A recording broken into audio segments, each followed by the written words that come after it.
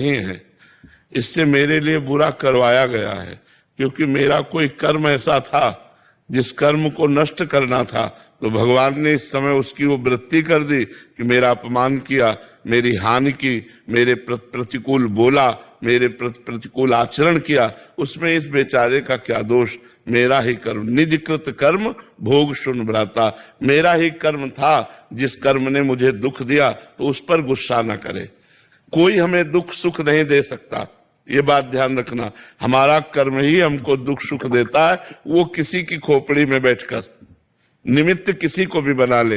यार ये आदमी हमें पहचानता भी नहीं लेकिन हमें बड़ा सुख दिया, और एक आदमी है कि जरा सा धक्का लग गया, पिट दिया, और बड़ा वैर और बड़ा विरोध खड़ा हो गया, वो कर्म हमारा। एक गौतमी नाम की तपस्विनी जंगल में रहती थी, महाभारत की कथा है, भगवान व्यास देव जी ने लिखा है। तो उनके एक पुत्र था, उस पुत्र को एक सांप ने काट लिया, और वो जो जंगली कोल भील होते हैं वो उनके पुत्र को लाकर कहा, देवी आपका पुत्र मर चुका है और इसको सांप ने काटा है। वो बहुत तपस्विनी थी और मंत्रवेत्ता थी। उन्हें तुरंत सर्प का आकर्षण किया और सामने बुलाया और कहा, मैं तुम्हें भस्म कर दूंगी, तुमने हमारे पुत्र को मारा, ध्यान से सुनना।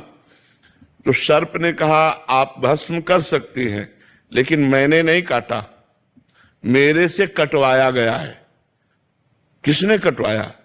बोले मृत्यु ने। तुम्हारे बालक के ऊपर जो मृत्यु का आक्रमण हुआ उसने मुझे निमित्त बनाकर कटवाया। तो उनकी बात समझ में आ गई, तपस्विनी थी, उन्होंने मृत्यु का आकर्षण किया।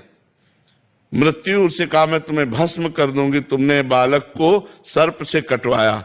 तो उसने कहा,